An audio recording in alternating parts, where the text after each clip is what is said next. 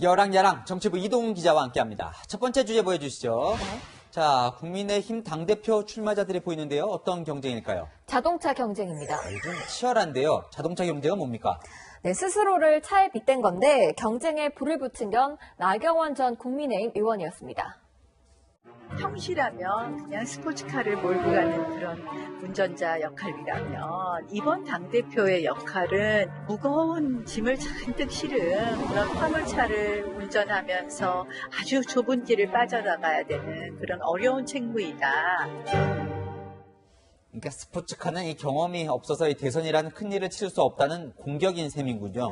네, 이준석 전 최고위원은 자신은 전기차라고 받아쳤습니다.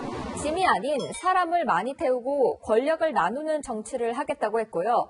초선인 김은혜 의원은 나 전 의원을 노후 경유차라고 저격하면서 승합차에 대선 주자들을 태우고 전국을 돌겠다고 했습니다. 중진인 주호영 의원도 나섰는데요.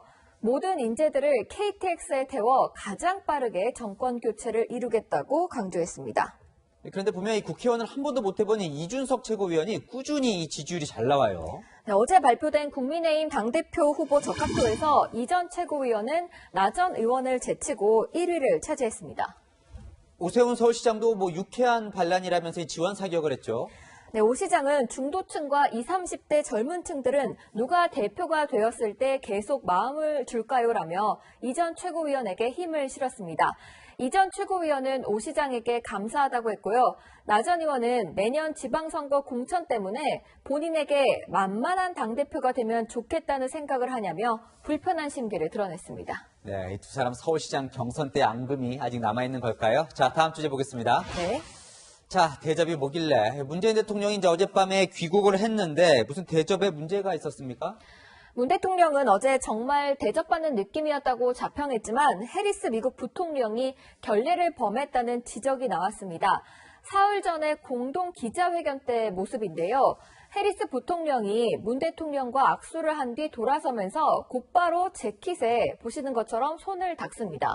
저 미국 언론에서 먼저 이 결례 지적을 했다면서요. 네, 미국 폭스뉴스는 코로나19 확산 이후 세균과 바이러스 등에 민감해진 것은 사실이지만 해리스 부통령이 그런 우려를 너무 눈에 띄게 드러냈다고 꼬집었습니다. 해리스 부통령은 부통령 전용기에 탑승하면서 경례하는 병사에게 경례를 하지 않아 논란이 된 적도 있습니다. 자, 문 대통령이 또 이 훈장 수여식에서 홀대를 받았다 이런 논란도 있던데 그건 어떻게 된 겁니까?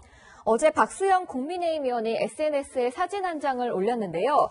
문 대통령이 먼저 떠나는 바이든 미국 대통령을 바라보며 혼자 남겨진 것처럼 보입니다. 지금은 이 게시물을 삭제한 상태입니다. 그럼 진실은 뭡니까? 자, 지금 나오는 저 화면이 당시 사진 속 상황인가요?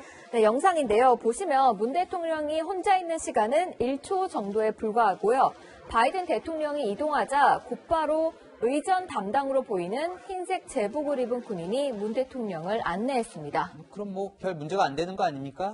야당 의원이 과도하게 문제를 좀 지적했다 이렇게 봐도 될까요? 네, 대통령이 순방을 다녀온 뒤에는 꼭 이런 의전을 두고 논란이나 공방이 벌어지는데요. 대접을 얼마나 받았느냐도 중요하겠지만 어떤 성과를 거뒀는지 성과부터 따져보는 게 국익에 더 도움이 되지 않을까 싶습니다. 네, 이 회담 때 성과들이 실제 이행되는지도 꼭 따져봐야겠죠. 여랑야랑이었습니다.